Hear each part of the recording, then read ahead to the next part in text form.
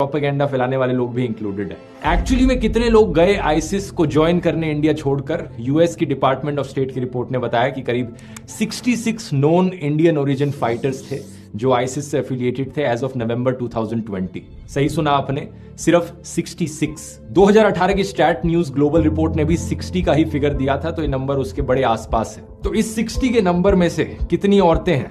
करीब 13 औरतें हैं। कितनी औरतें हैं जो केरला से हैं?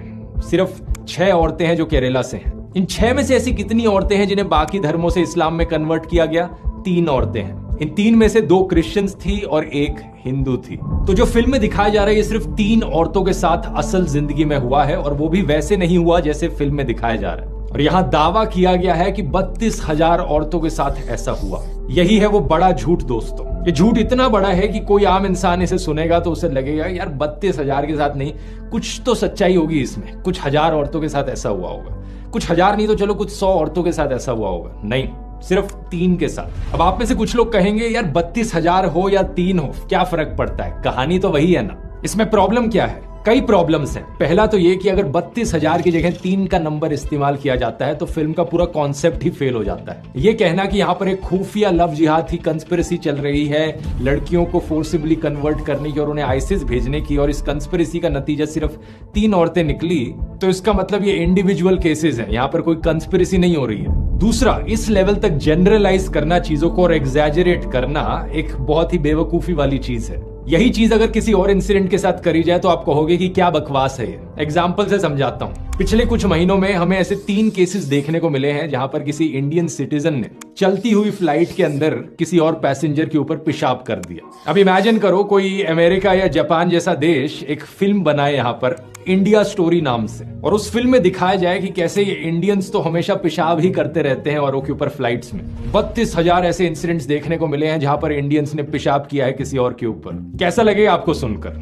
आप कहोगे कि क्या बकवास चल रही है, देश को बदनाम करने की कोशिश करी जा रही है। लेकिन अगर दूसरी तरफ फिल्म बनाने वाला कहे कि यार 32,000 चलो एग्जैजरेटेड नंबर था, लेकिन 3 के साथ असली में ऐसा हुआ है, इसलिए फिल्म बनाना जस्टिफाइड है यहाँ पर, क्या होगा आपका रिस्पॉन्स ऐसे केस में?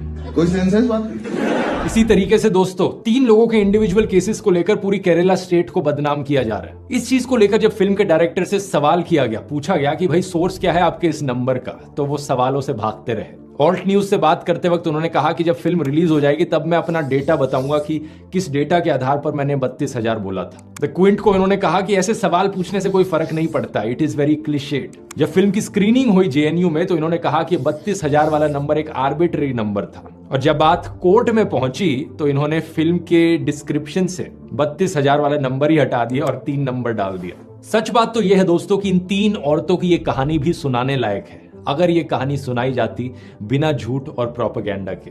एक एक इंसान जिसे ब्रेन वॉश किया जाता है और रिक्रूट किया जाता है आईसिस में, वो एक पोटेंशियल थ्रेट है। लेकिन ये प्रॉब्लम कितनी बड़ी है इंडिया में एक्चुअली में, इसे आप बिल्कुल नहीं। दूसरी साइटेशन देखते हैं, former chief minister VS Achuthanandan का इंटरव्यू। ये केरला के चीफ मिनिस्टर रहे थे 2006 से लेकर 2011 के बीच में। जो वीडियो फैलाया जा रहा है उनका पुराने वाला, इसे सनशाइन पिक्चर्स ने अपलोड किया था, सेम कंपनी जिसने फिल्म बनाई है। सबसे पहली चीज तो इन्होंने इंग्लिश सबटाइटल्स के साथ छेड़छाड़ करी। जो शब्द उनके द्वारा बोले जा रहे हैं और जो सबटाइटल्स यहाँ लिखे जा रहे हैं वो सही नहीं है। दूसरी चीज, यहाँ पर वीएस अच्युतानंदन एक्चुअली में पीएफआई को स्ट्रांगली क्रिटिसाइज कर रहे थे, ये कहते हुए कि वो और धर्मों के यूथ को इन्फ्लुएंस करने की कोशिश कर रहे हैं, जबरदस्ती पैसे देकर उनकी मुसलमान औरतों से शादी कराकर। यहाँ पर भी आईसिस का कोई मेंशन नहीं है। दूसरी चीज, स्टेटमेंट को दिए हुए 13 साल हो चुके हैं। केरला आज भी उतना ही सेफ सेक्युलर स्टेट है जितना 13 साल पहले था। अब अगले आर्टिकल को देखते हैं, जून 2021 का आर्टिकल। यह आर्टिकल बात करता है 4 केरला की औरतों के बारे में जो अपने हस्बैंड्स के साथ अफगानिस्तान गई